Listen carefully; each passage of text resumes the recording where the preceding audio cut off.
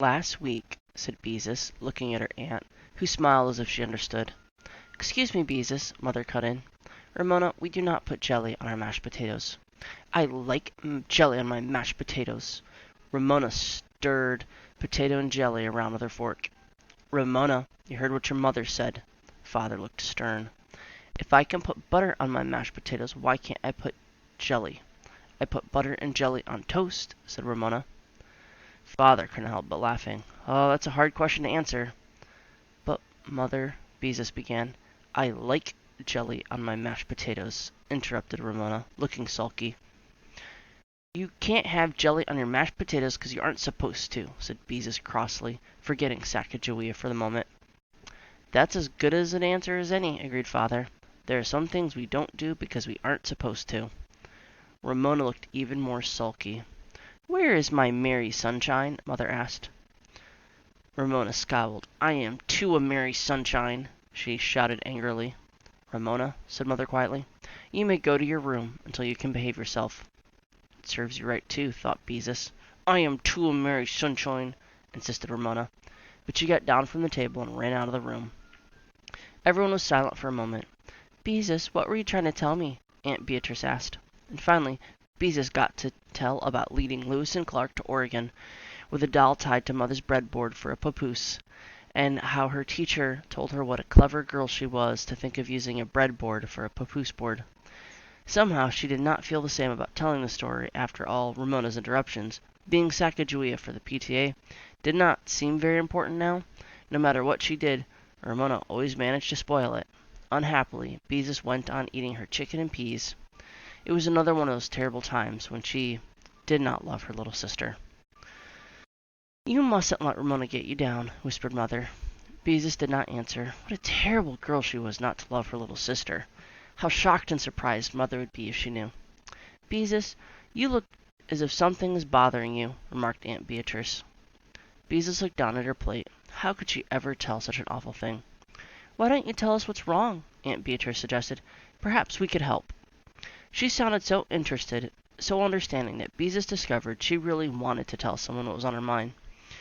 "Sometimes I just don't love Ramona," she blurted out, to get it over with. There. She had to say it right out loud. And on her birthday, too. Now everyone would know what a terrible girl she was. "My goodness, is that all that bothers you?" Mother sounded surprised. Beezus nodded miserably. "Why, there's no reason why you should love Ramona all the time," Mother went on.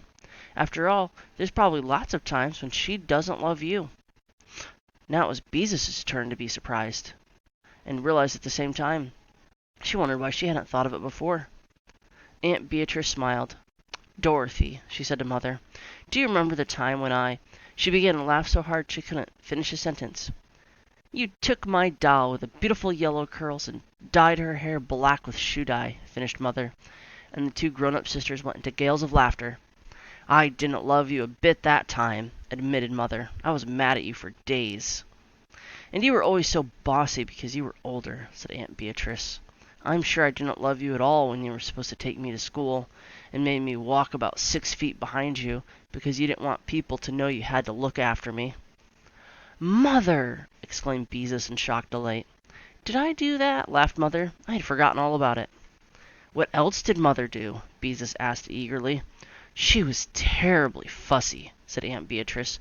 "We had to share a room, and she used to get mad because I was untidy. Once she threw away all my paper dolls into the wastebasket because I had left them on her side of the dresser.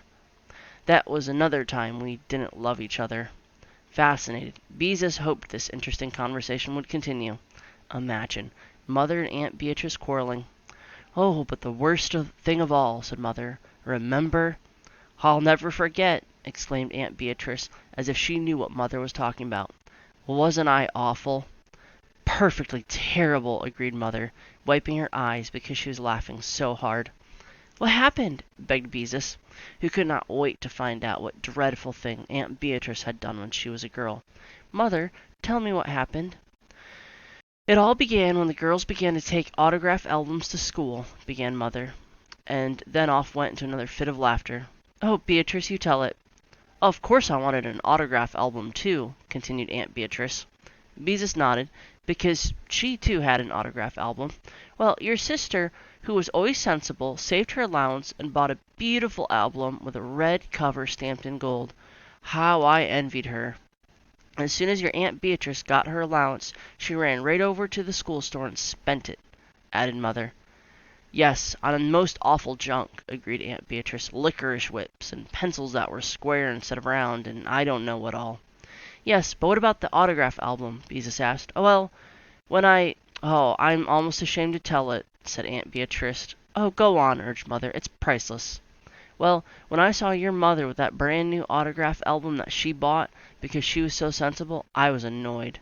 Because I wanted one too, and I hadn't saved my allowance. And then she asked if I'd like to sign my name in it. It was my night to set the table, added Mother. I never should have left her alone with it. But what happened? Beezus could hardly wait to find out. I sat down at the desk and picked up a pen, planning to write on the last page. By hook or by crook, I'll be the last in your book, said Aunt Beatrice.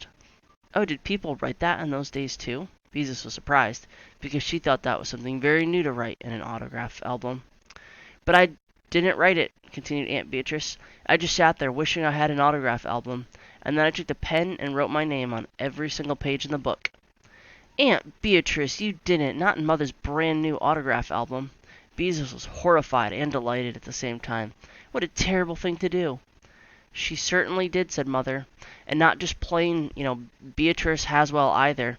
She wrote Beatrice Ann Haswell, Miss Bea Haswell, B.A. Haswell, Esquire, and everything she could think of. When she couldn't think of any more ways to write her name, she started all over again.